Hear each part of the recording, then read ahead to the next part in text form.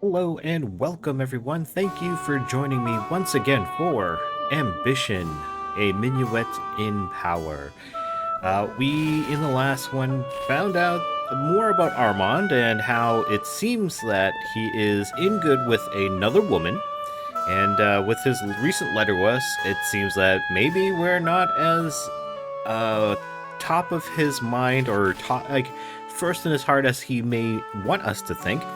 But we had gotten quite a bit of stuff done in the parties in the past couple of episodes, and I just want to take a look here at our gossip. We have a few outrageous ones, and I think, ooh, we have four outrageous ones.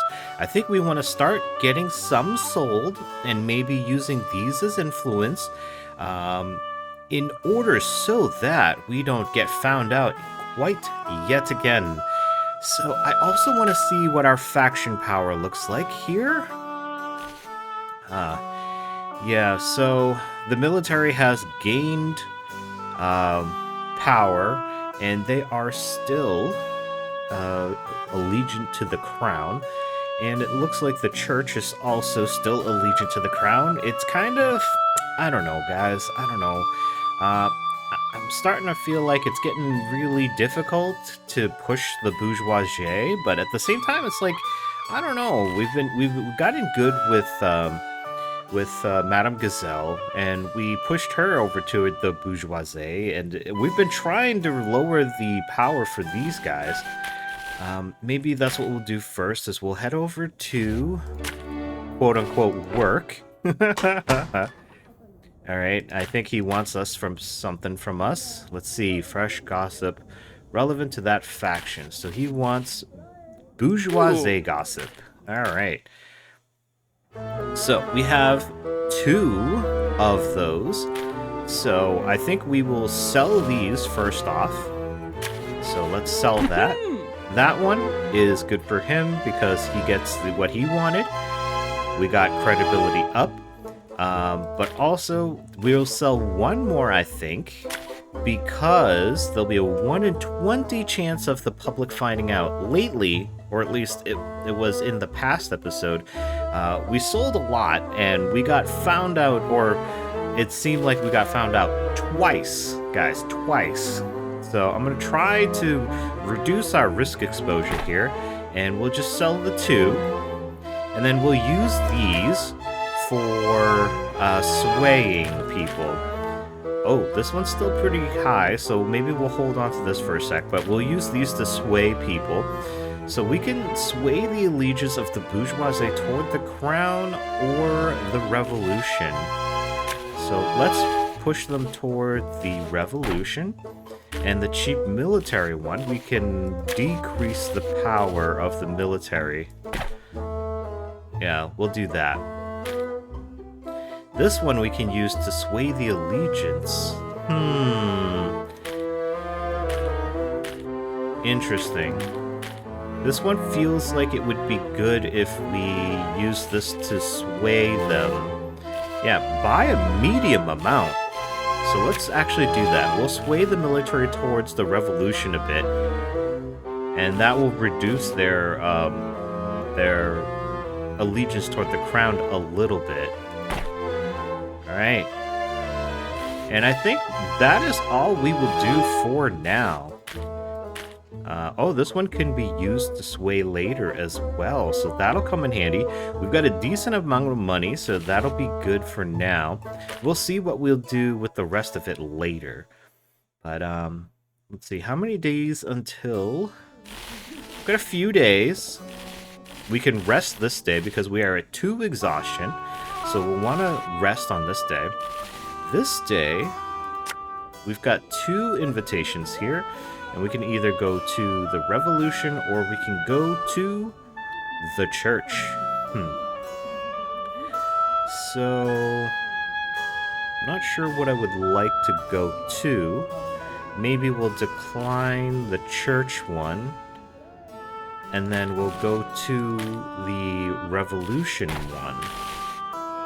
Alright, and so let us check what is outside here. We've got this foreign entanglements. This is the one where we can help out Armand. This one is for a bodyguard, but we've reduced significantly the number of events that show up here, and there's a couple of places we haven't been to. We haven't been here nor here, so perhaps we want to do that. We could go here and possibly get some more gossip. It's all cheap gossip. Or we go here, we'll lose 3 livres, but perhaps that's fine and we can just try this place out once. Alright, strolling through central Paris, you weave your way through crowds of excited students, pontificating intellectuals, and agitated artists. It feels like every corner is home to another gallery or part of the various academies strewn throughout the district. Your nose picks up the scent of fine coffee and you find yourself subconsciously gravitating towards the origin of the delightful smell. Oh yeah, man, coffee. Ugh, love coffee, need coffee. Coffee is survival. The closer you get to the source of the scent, the thicker the crowds become. Eventually, you arrive at a bustling coffee house with a large glass windows. The sign outside reads, Café Principe. Your heart sinks at the sight of the massive crowd of students milling around outside the cafe. It doesn't look like you'll be able to get in at all. However, before you give up on this venture, a woman in a coffee-stained apron emerges from the door. She loudly asks if any of the students are actually interested in buying anything or if they're just hanging around to look important. This is old-time France Starbucks. People coming in with their MacBooks, with their tiny-ass coffee, just sitting around, just not doing anything, just pretending to look important. Sensing the hostility in this rhetorical question, the students quickly dissipate. Satisfied, the woman in the apron heads back inside. With the doorway cleared, you happily enter Café Principe. Inside, the coffee house is packed with customers engaged in animate conversation and gesticulating wildly with cups of streaming coffee. Growing up, you were often told that religion and politics made for poor conversation, but it appears that none of these people got the same message. Yeah, if, I don't know what it's like in other countries, but certainly in the US where I have grown up, if you don't want to get into a conversation and end up arguing, shouting, and possibly getting into an altercation, don't talk about religion or politics, because people have very, very strongly held beliefs, and everybody has their own beliefs, but some people they believe certain beliefs so strongly that they are willing to come to blows to it. But, you know, some people love talking about it and love getting into arguments about it. I don't know. I'm just like, I don't care. Like, my views are my views, your views are your views. I don't care. You vote for who you vote, I will vote for who I vote for, and that'll be what it'll be. You're not going to sway me, I'm not going to sway you. So why are you taking it so difficult, you know? I don't know. Some people, they just really want to make sure that you understand where they're coming from, and they want you to think the same way, which is, it's great when other people don't think exactly the same way as you, because that's where new ideas come from. Finding a seat at an empty table, you're approached by the woman from before. Bonjour, madame. My name is Marguerite, and let me be the first to welcome you to Café Principe. What can I get you? Oh. Tutorial? What is going on here? Oh, is this the same as the that first tavern that we went to? Huh. You gesture around the cafe as you ask the question, and the woman follows your gesture as it accidentally points towards a portly older man surrounded by a group of politely giggling young women. Oh, that? She asked. That man is Monsieur Bohemer. He's a regular. As for women, they are prostitutes. Oh, hey, I just noticed that Marguerite has 2 different colored eyes. Cool. At the sound of fresh giggling from Monsieur Bohemer's table, she leans in close to you and whispers behind her hand, "He's not actually that funny. The laughing is just good for business." Is there anything else you'd like to know? Oh. I meant the cafe. How do things work here? Actually start the tutorial. Uh-huh. Oh, the cafe, the woman exclaimed, suddenly understanding your point. Don't worry, everything here is pretty simple. I've watched it play out with our patrons the same way every day for the last few years. First, you come in and sit down and order something.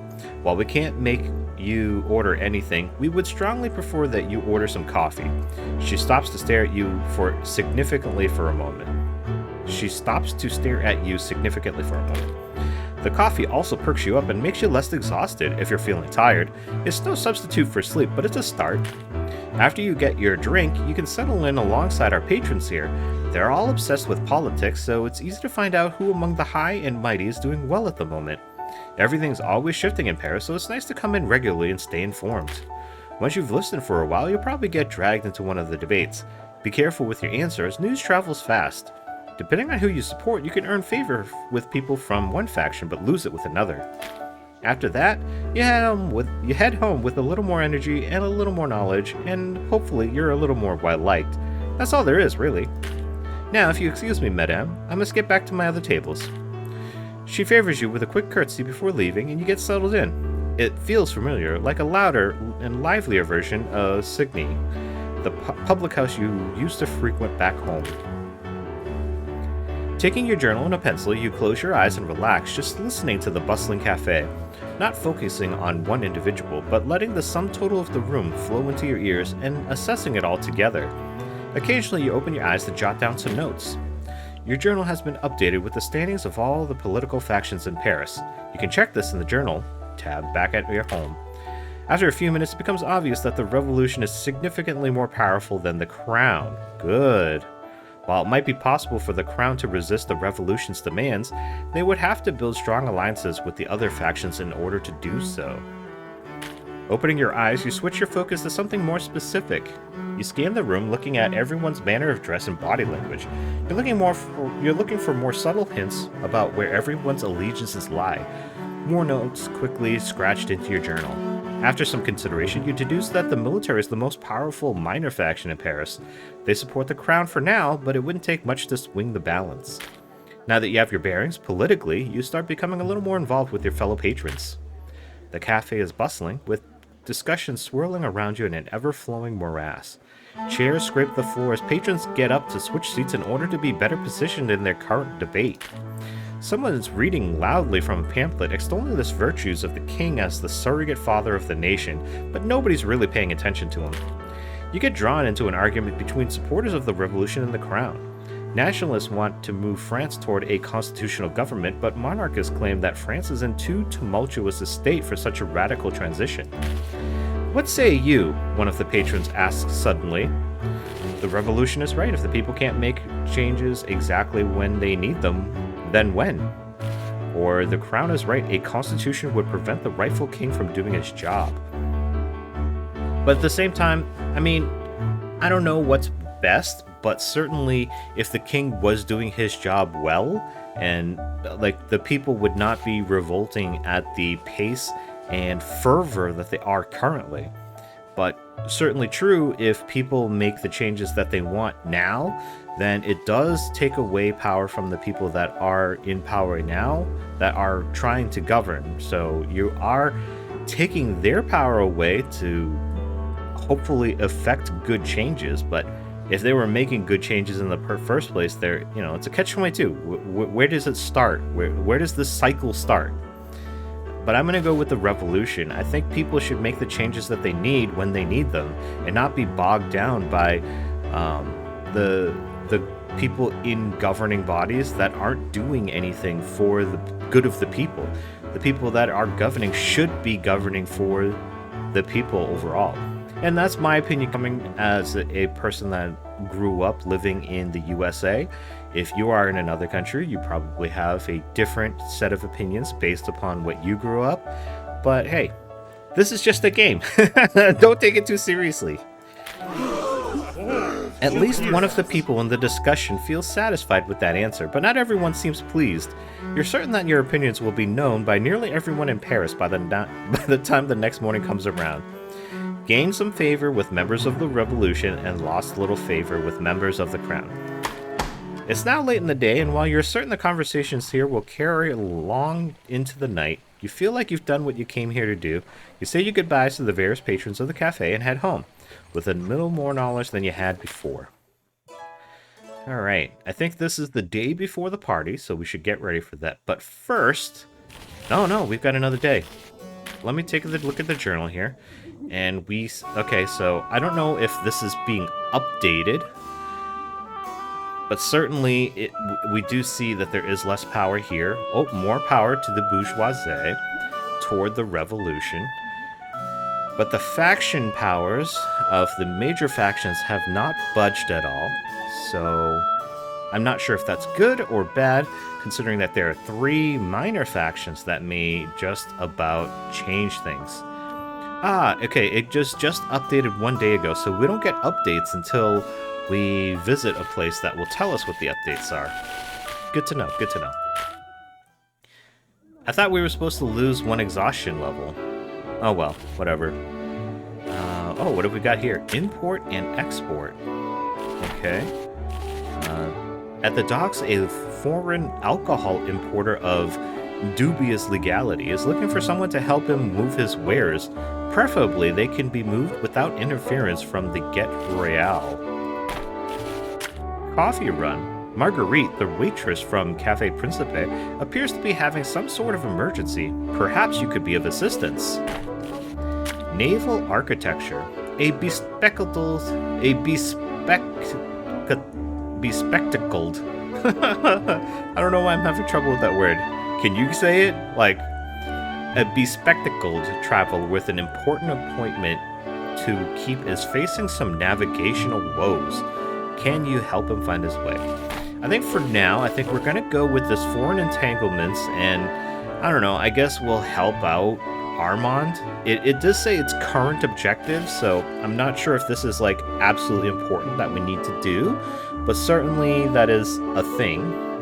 Or we could go and sell our let me return to the state again. Yeah, we could go and sell our gossip.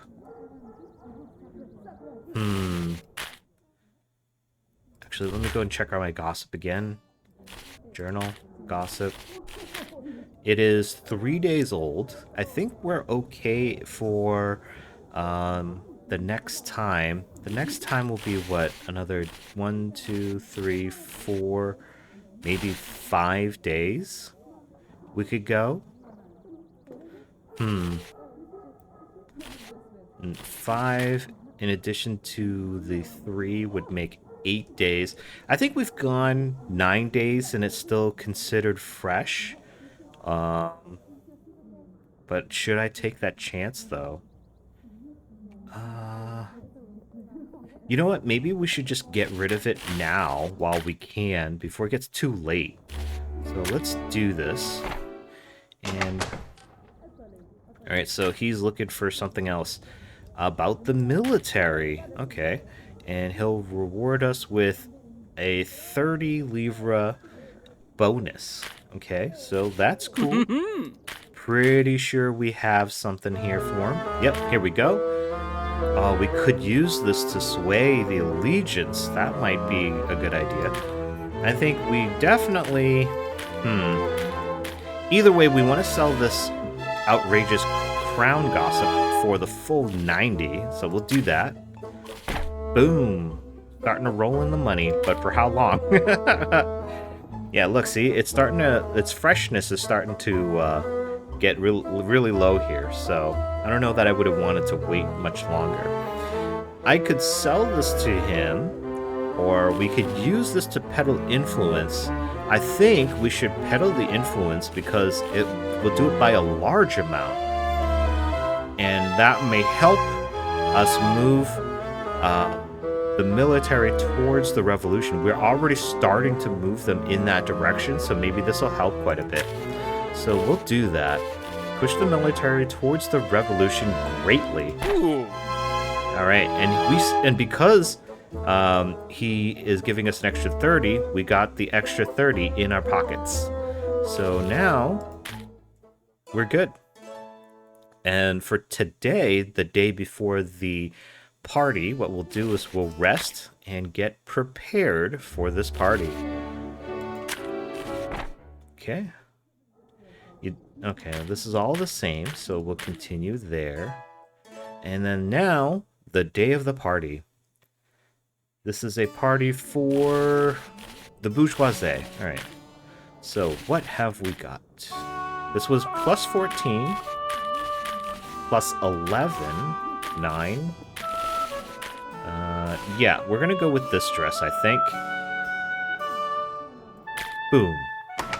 Off we go, and we'll head straight to the party. All right. And I'm going to bring a bribery gift to reduce our peril. We don't need it to increase our credibility, but certainly losing peril will be very much a thing that we're going to focus on for the short while at least. Lost coin. We've seen this one come up quite a bit. Small wager. That one's also come up quite a bit. Feigned acquaintance. Someone is absolutely bursting at the seams with the desire to discuss something concerning the host, but only with those who know the host well. You might not, but when has such a triviality ever stopped you? Oh, I see Honorade here. Unwanted advice. A gentleman is currently in the process of smothering one Madame Gazelle with advice, while she would clearly rather be anywhere else. Perhaps you could help. Yeah, we're gonna help out our homegirl here. Strolling through the party, you manage to spot Madame Gazelle from across the room. She's with a man who seems very excited to speak with her. Upon closer inspection, he's the only one excited about this conversation. She looks absolutely apathetic. Seeing an opportunity, you decide to approach them. Though some may consider it a simple industry, there's a lot more complexity to wallpaper importing than one would imagine, he says before favoring Honorade with a sly wink. And where there's misunderstanding, there's profit. Oh, wow, Madame Gazelle replies. That's absolutely fascinating. I'd never considered that before. She is lying. However, I'd hate to take up your time too much with all this talk about business. This is a social event, after all, and I'm sure you have a lot to attend to. Oh wait, that's Madame Gazelle saying it. Oh, I'm sorry, babe. Alright, should I reread that? Yeah, let's read that. However, I'd hate to take up your time too much with all this talk about business. This is a social event, after all, and I'm sure you have a lot to attend to. He grins even wider and replies, Oh, don't worry yourself, Madame Gazelle. My schedule is entirely open. In fact, Oh, Yvette, is that you? Madame Gazelle walks over and leads you into the conversation by the hand. I've never been so glad to see you before. Have you met, Monsieur Harvard? Oh, we can help her out here by using a credibility challenge. I'm sorry to interrupt, Madame Gazelle, but don't we have an appointment to keep? The banker looks puzzled by this new development. Ah, yes, Madame Gazelle suddenly replies. How could I have been so forgetful? Yvette and I have some business we need to attend to. My apologies, monsieur. We must go. With that, she puts a hand on your waist and leads you both away from the banker before he can formulate a proper objection. Mon Dieu, you are a lifesaver, she whispers to you. If I had to tolerate that any longer, I would have gouged my own eyes out. You've gained a decent amount of favor with Honorade. The worst part of all this is that I actually do need advice on what I should be doing with Charles's fortune. I never took enough interest in the specifics of his work, and now I'm floundering. Then, why didn't you listen to Monsieur Harvard then? I mean, if you need advice so much, I could always bring Monsieur Harvard back, or... There's been enough business talk, I'd rather discuss you and me.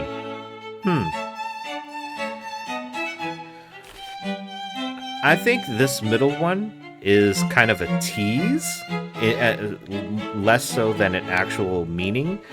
Because if we actually wanted to bring him that guy back, I think we would have gone with the first one. So I think this one's a tease. We'll see how this goes. I mean, if you need advice so much, I could always bring back Monsieur Harvard. She bursts out laughing and keeps laughing for a while. At one point, you're absolutely certain you heard her snort, "Oh, don't you dare."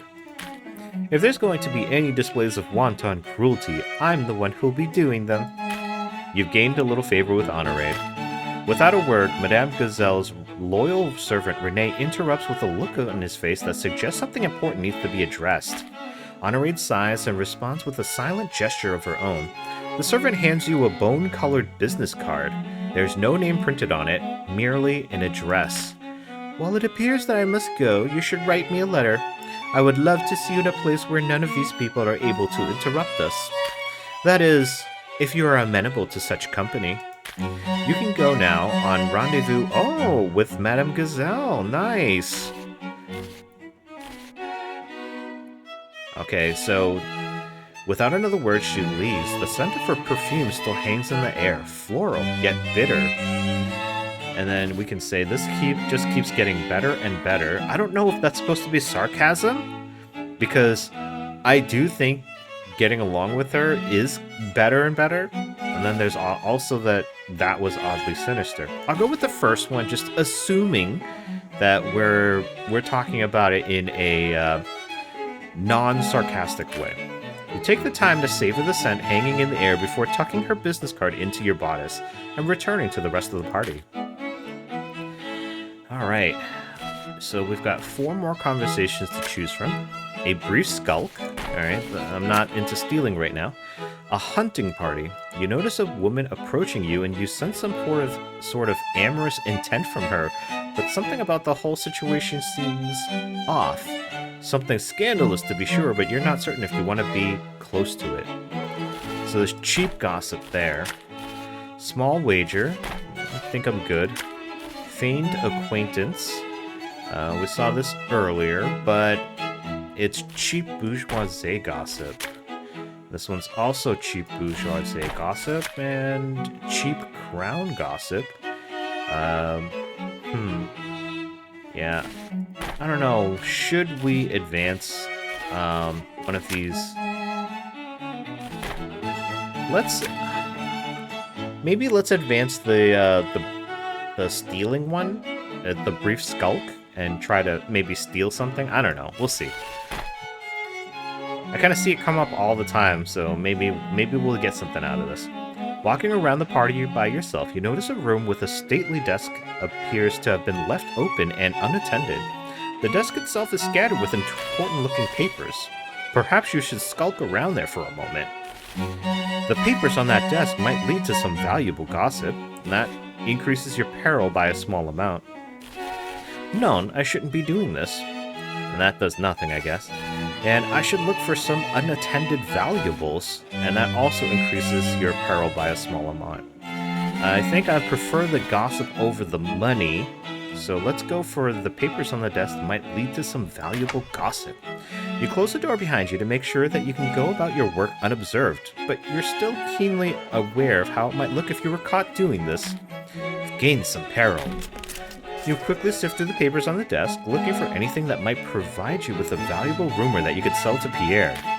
Your eyes settle on a half-finished letter to one of the host's confidants. Amidst the usual pleasantries, you read something quite useful. Gain a piece of cheap revolutionary gossip. Alright, so I think now would be a good time to leave, so let's do so. Like I said, I don't really care too much about the valuables. Just as you finish closing the door behind you, one of the chambermaids rounds the corner and eyes you suspiciously. Lost some credibility. Instead of staying to come up with some outrageous excuse for something they never actually saw you do, you simply leave her behind. Soon, you're back among the party proper. Right, so we're done there. We lost some credibility. Let's see. We got some cheap bourgeoisie gossip and cheap revolution gossip. Got 4 honorade favor. Okay, cool.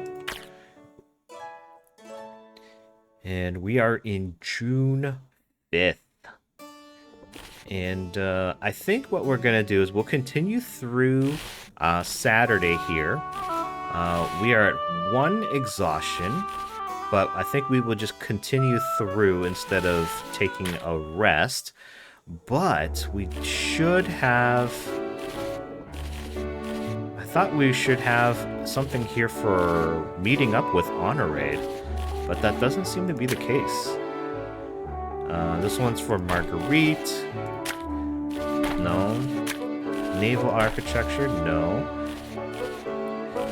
I think we visited La Place Royale, didn't we? I feel like we've been here, so it should be a place that should already have been. Maybe we'll go ahead and we'll do the foreign entanglements, and then we'll go to the party, and then we'll call it a day here. Alright, Armand has requested your assistance with one of the events he's putting on with the mysterious Frankish Habsburgian Society. For better or worse, this Johanna woman may also be there. Alright, so we'll give this a try here.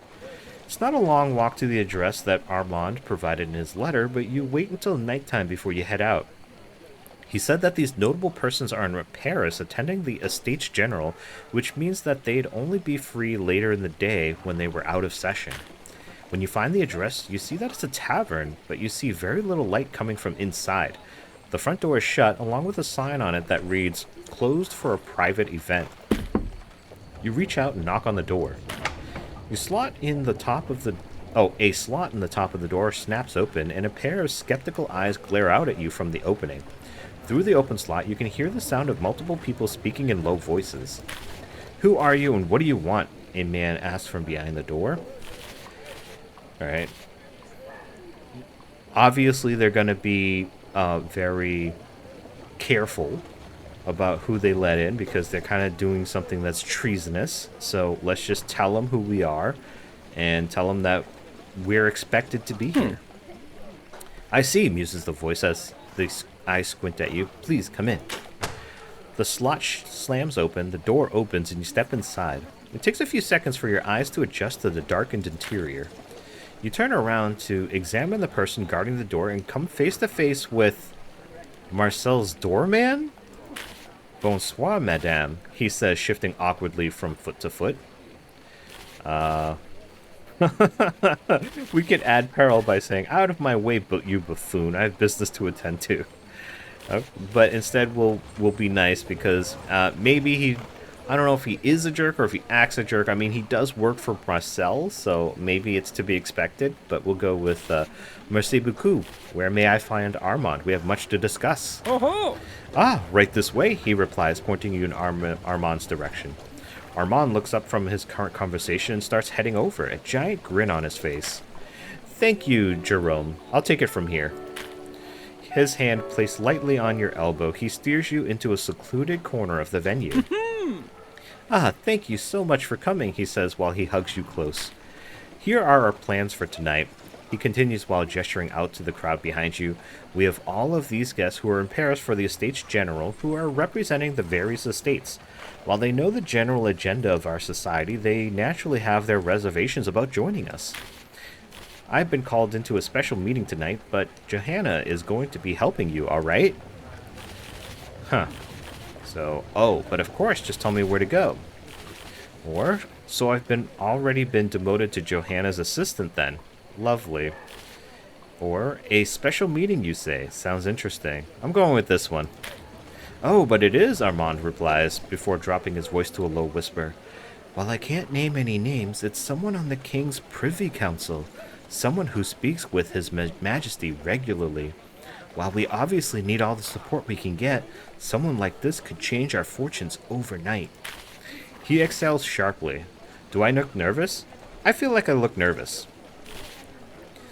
And we could say, "Yes, darling, you do look nervous. Take a moment to gather your wits." Or, "Nervous? You? You're Baron Armand de Marbeau. You were made for this very moment."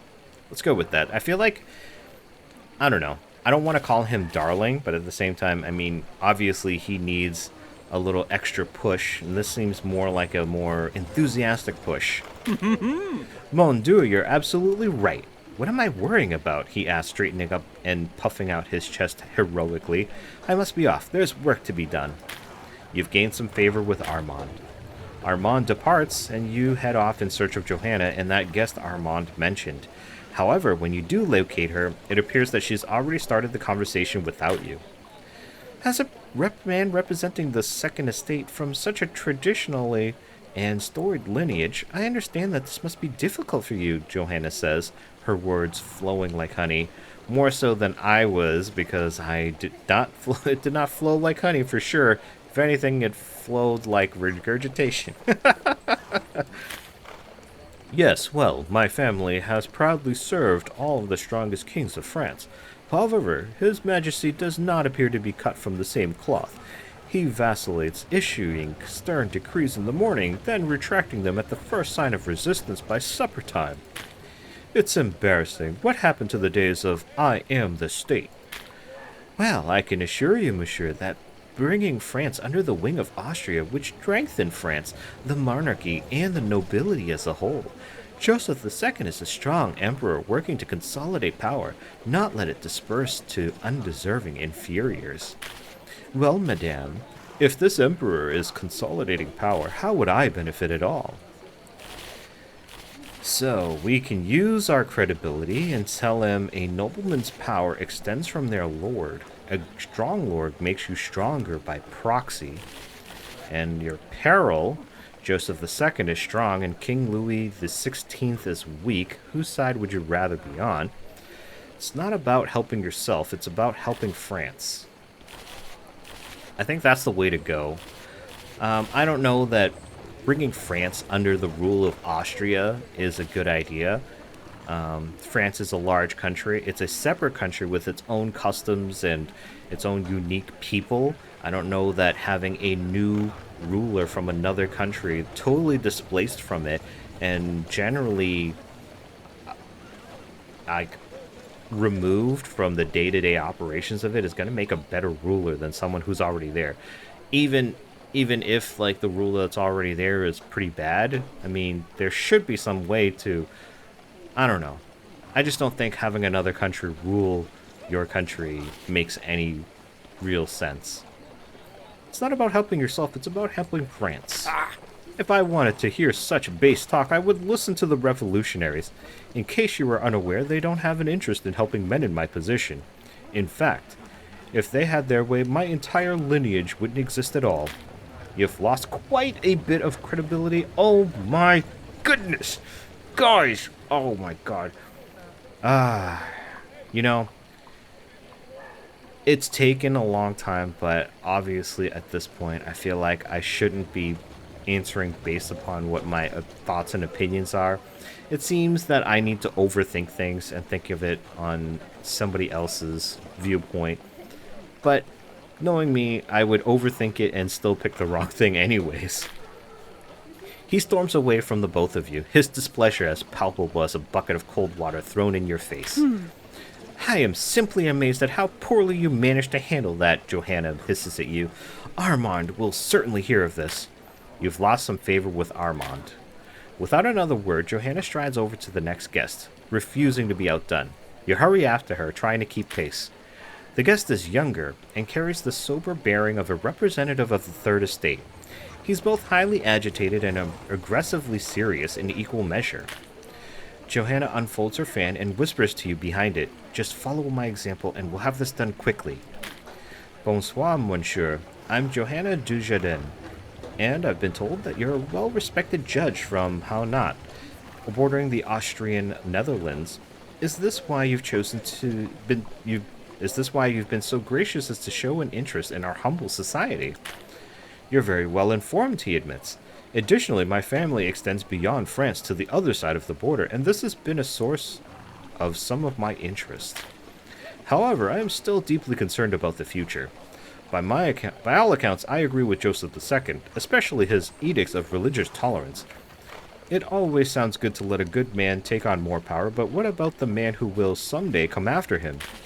What guarantee do we have of the next man's ability and good intentions?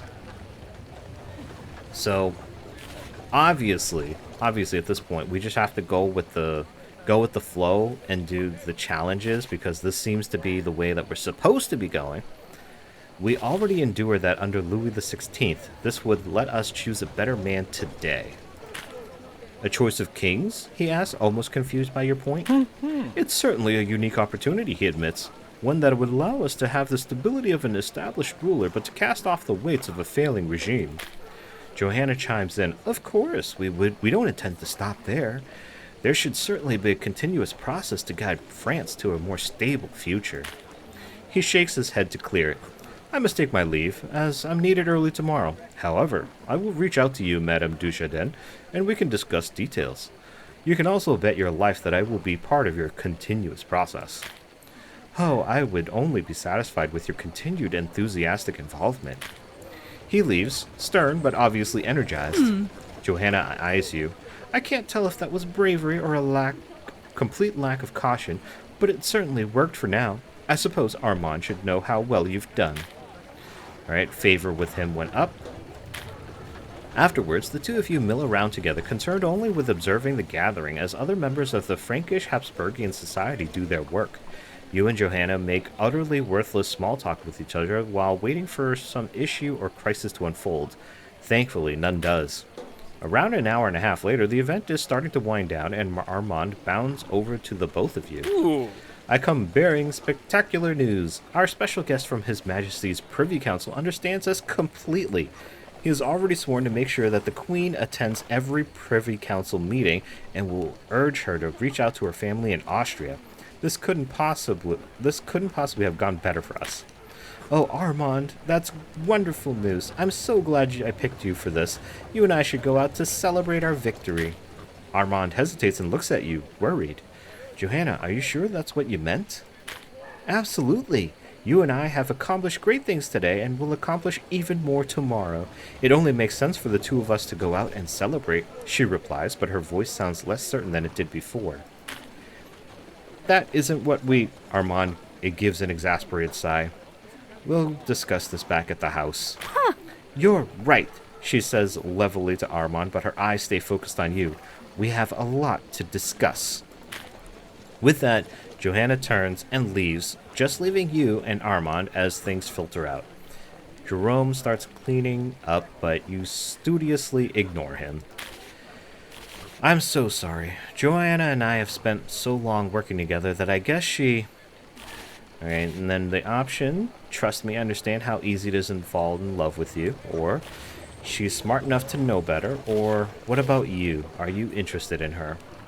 That is the question, actually, because I'm on the fence with you, my guy, but what do you feel like? I mean, if you like her, then we could just break it off here. If you don't like her, then you should probably tell her that this is not going anywhere. Huh. Is it odd to say that I'm not? There's nothing that I find particularly unattractive about her, but the thought simply never crossed my mind, he says with a shrug. He shakes his head. It's so strange. I almost feel guilty for saying it like that. The two of you stand around together, just watching the party continue to disperse, holding each other's hands. He sighs, then gives you a quick kiss on the forehead. I'm sorry, but I must go. At this time of night, the patrols are going to start picking up soon, and I can't risk getting questioned by any kind of authorities. Please, visit me soon. I want to do something together with you. Just you and me. No politics, I swear it. Foreign Powers is now available for you to visit on the Paris map. After one last embrace, the two of you part ways and you head home. For you, the walk will be short. All this progress, it feels like something is coming to a head, but what? Alright. The next day. Oh, Honorade. Cher Yvette, it would please me if you joined me on June 8th for a day spent in La Grande Taverne de Londres. Oh, definitely accept. Definitely. Accepting this invitation today will award you one favor. Yeah, we'll do it. You got it, girl. Oh, damn. It's right before another event. So, today we are going to a revolution party. We'll have a day to rest. Then we can go hang with Honorade. And then we can do this church one. So let's check out the... this event is a revolution one. So let's see what we've got. -2, -12, 0, +6, +8, -4, 0. +6 is the way to go. Amazing. We don't really have anything else that really helps there. So +8 will go. Oh, it's a new dress. Okay, so, well, we'll do it. +8. And we'll head straight to the party. And you brush off the notion and step out of your carriage. You already know what rumors to listen for and at what advantage you have at your disposal. Alright, so we went up 3 credibility overall. Huh. Let's gift a wine and lose 10 livres to gain a little bit of credibility and lose a little bit of peril. And we shall continue. After this party, I think we will stop for the day, but for now, let's continue on. Rumor and conspiracy, a pair of excitable revolutionaries are exchanging rumors, and if that wasn't promising enough, it seems that there's something that even they're not willing to discuss in public. Cheap and shocking revolution gossip up for grabs. Feigned acquaintance, we saw this earlier. Oh, this one's with Antoine. Internal divisions. Antoine is currently locked in a conversation with a more moderate member of the revolution. This conversation already looks like it's reaching a breaking point, so any intervention you commit would be quite meaningful indeed. Let's check this last one before we settle on it. The American problem. A pair of men are discussing a diplomat from the Americas. As their conversation runs in circles, an opportunity presents itself. Let's go back to the Antoine one. We'll do this. You stroll about the party, taking in the atmosphere. It's boisterous, lively, and bohemian. On the other side of the room, you spot that intense young man from before. In fact, he's looking especially tense in this conversation with another guest. They've raised their voices and have already attracted a crowd. No, you don't understand. How can you be so caught up in civility and due process when our own people are suffering this very instant? The second we lose order, everything breaks down, the man replies, as if he were talking to a child. If we make our case correctly in the General Assembly, we can convince the king that it's in everyone's best interest to adopt a constitutional monarchy. It worked in England, and it can work here. You really think you can just vote our problems away? If you play by the nobility's rules, you only get an order that they want. The name of the governance will change, but nothing will improve for anyone. What you want is simply not how things are done in a civilized country. I'm a lawyer with a wealth of experience. I know what I'm talking about. As far as I can tell, what? You're a half-successful playwright? What do you know? I know that one does not make revolutions by half measures. And then, alright. So we can take on some peril here. It's a small amount of peril to be argumentative and say he's right. We can't just expect the nobility to willingly give up their advantages over us. The moderate is Antoine, maybe he's right. You can't change laws by breaking them. And then there's a credibility challenge that says, let's not let our tempers turn us against ourselves. Antoine, let's step away for a moment. I think it's best to go with the increasing our peril, because I think that would be... Because he's very, very much fervorous for his ideals. And he is very aggressive in the way that he portrays them. So I think he would appreciate this as well. So he's right. We can't just expect the nobility to willingly give up their advantage over us. Emboldened, Antoine steps closer to his opponent. You'll see. Soon, the crown will reveal its true colors. Soon, they'll show just how afraid of the people they really are. Soon, blood will need to be shed, and you'll see how right I am. You've gained some favor with Antoine. The crowd disperses, muttering agreeably amongst themselves. However, the constitutionalist remains, staying just to glare fixedly at you. People like you are a danger, not just to the crown, but to everyone, he hisses at you. You've gained some peril. With that, he departs, leaving you and Antoine together. Thank you for your help. I was very close to losing my temper. Do you feel so strongly about all this? I had no idea you were a playwright. Have you written anything I've heard of? No, we know he's a playwright. Antoine, you're so much more dedicated than the others. Why is that? Actually, that is a good question. That is a very good question. He pauses, considering his answer carefully and quickly while he examines your expression. I have less to lose than they do. They deny the truth of what needs to be done because most of them are still in positions of wealth, government, or cultural power. He sneers at the now distant crowd. They want liberty and equality as long as they get to keep all the things that make them comfortable and secure. I have no such obstacles. I'm surprised that you asked me at all. Most just write me off as a zealot. It's a purposeful delusion to salve their guilty consciousness. He shrugs before he smiles to you. I like that you're willing to be braver than that. You've gained a little favor with Antoine. He stops, frowns, shakes his head as if to clear it, but frowns again. I simply can't stand it. How do they all choose passivity? And choosing means being uncertain. They'd rather keep what they have, or they're not all choosing it. You're not alone. Or I'm afraid that if you keep dwelling on this, you'll drive yourself mad. I agree with the first one. Choosing something different, or choosing it all, means that they have to commit to something, and they don't want to risk losing what they have because they're uncomfortable where they are, which I can't blame them for. But if you want change, then change needs to happen, and change can be scary. Oh, I know you're right, and I'll be damned if I ever stop hating it. These are the very people who have the ability to make the greatest changes. Instead, they're content to beg for table scraps from the powerful and call it progress. To prioritize one's own comfort like this, it's so selfish. Are we no better than beasts? And he's got this, like, super uber dramatic pose. You've gained a little favor with Antoine. The two of you chat together for a little while longer, isolated from the crowd. He smiles intently and says, "Wait just a moment, I have something for you." He pulls a clean, white handkerchief from his pocket and hands it to you. His name and address have been embroidered into it in red thread. Oh-ho!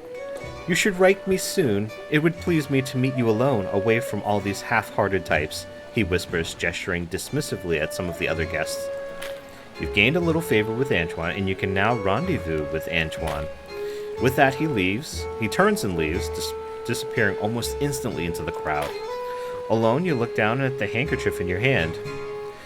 It's rare to find a man that burns with such passion, or uncompromising ideologues like him only get more dangerous with time. I think I will go in with the first one. Game mechanic wise, it makes sense that we continue his storyline, but also it's true. Many men don't have the same passion that he has for his particular goal. Many men are passionate with their desires, but not quite like this guy. He's like taking it to the extreme, and from the recent dialogue we just had with him, it seems like that's on purpose. Swept up in a heady rush of emotion, you float about the party, searching for your next engagement. Alright, so we've got here the lives of commoners. A pair of guests harboring valuable rumors are afraid to speak them aloud for fear of being implicated in the process. Do you need anything more than that? Ooh. Lots of gossip here. Oh, but chance to lose favor with either Honorade or Antoine. Then we've got playing politics. An ambitious revolutionary is in need of an introduction to someone more established than himself. I think we've done something similar to this before. Rumor and conspiracy. A pair of excitable revolutionaries are exchanging rumors, and if that wasn't promising enough, it seems that there's something that even they're not willing to discuss in public. So, decent gossip chance, it looks like. Ooh, what have we got here? Johanna and Antoine? Antoine, the fiery revolutionary, is speaking with a woman named Johanna. Something about their conversation is putting you on edge. Alright, I guess we can go ahead and try this one. Strolling about the revolutionary salon, you manage to spot Antoine. The young firebrand is talking with another woman, but seems suspicious of her. As you get closer, you recognize Johanna Desjardins. What's she doing here? Oh, Yvette. It's so unexpected to see you here, Johanna greets you placidly enough that you can't tell if she's being sarcastic or not. So, you two have met, Antoine asks. Yes, and I trust her, or I have, and I wouldn't be quick to trust her, or Johanna, what are you doing here? Yeah, I think this is worth taking on the peril, but I'm gonna say, like, I have, and I wouldn't be quick to trust her, because I don't. She's got ulterior motives, and she obviously has something against us, so I'm gonna go ahead and say that I don't trust her. I beg your pardon, Johanna hisses at you. Gained a little peril. Please excuse my companion, Johanna. Yvette is as protective of our righteous cause as I am, Antoine replies, barely concealing his satisfaction. You've gained some favor with Antoine. It's all right, Johanna continues. Antoine, I'm told that you're looking to expand the common people's liberties. Antoine smirks. Whoever said that does me a great disservice. I'm looking for nothing less than the end of tyranny. Joanna narrows her eyes. It's certainly a romantic option, but extremely open-minded. How do you define the end of tyranny? When a people having become free, establish wise laws, their revolution is complete. She leans in. What then does one say of a ruler who already reigns with wise laws? You could say one would be obligated to follow them to ensure prosperity, or, still unacceptable, a tyrant can do away with wise laws at their pleasure. And why ask this at all? So, I would say, yeah, it is still kind of unacceptable, because, yeah, they can take away laws, because you have to think about the long term. Most people think about the short term. And when I mean short term, I'm not thinking like the next day, but also the next few years. Like with America, we have presidents, but they come and go, and you have to think down the line what happens then. Like what's going to happen when certain people come into power? Their changes that they make changes that ripple through the rest of the presidents that come after, and things either have to be redone or reinforced, because the next person could have enough power that they will undo good or bad things that were done previously, but that all takes away from the good or bad things that they will be yet to do. So I think it's still unacceptable, especially if it's like a tyrant. Like, somebody who isn't looking out for the common good. My companion, Yvette, is absolutely right. Every undisputed ruler, even good ones with good intentions, is bad for society, because everyone's liberty depends on the ruler's whims. Gain some favor with Antoine.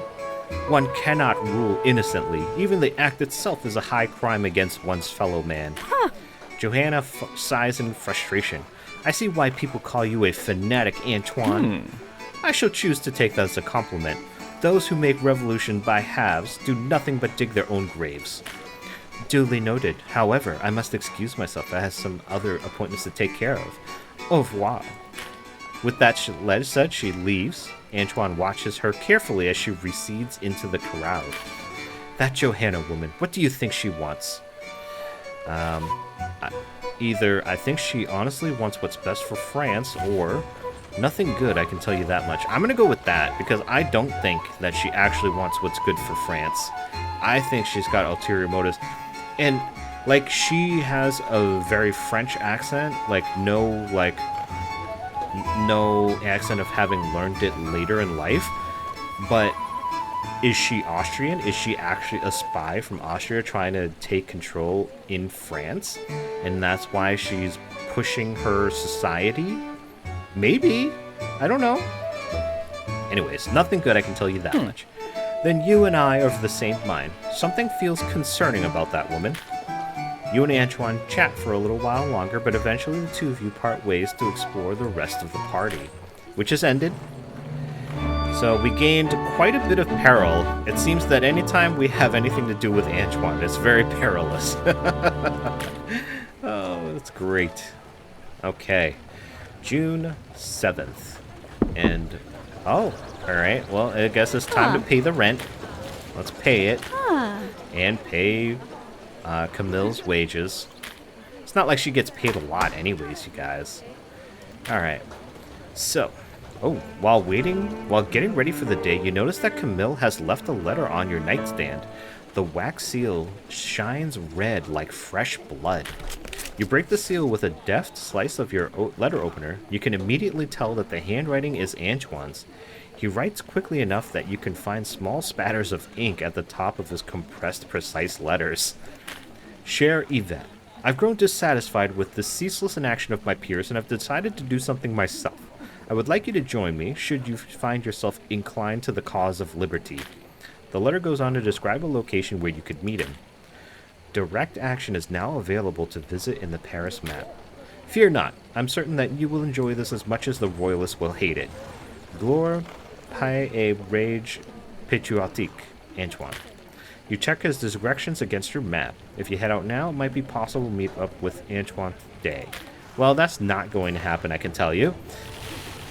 We have 2 exhaustion, and we're gonna go meet Honorade. So what we're going to do is first we're gonna close out the video, and then in the next one we're gonna go take a break and rest. Guys, a lot happened. We progressed quite a bit with both Honorade and with Antoine. And we've gotten, I think, maybe close to the end with Armand. We're kind of really coming down to the end of those storylines, I think.